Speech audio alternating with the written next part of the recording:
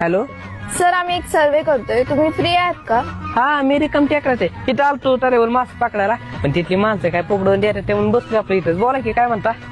तुम्हाला काय वाटतंय?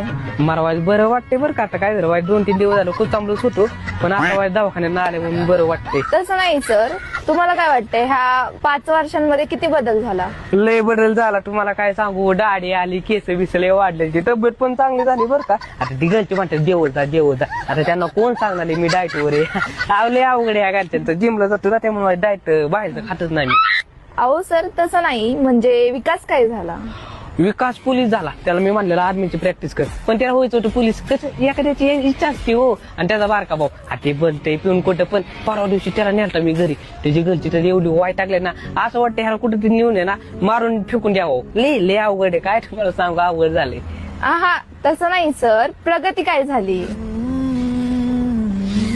प्रगती 2 पोरांची आहे झाली. अहो लय प्रेम करतो राव त्या प्रगतीवर.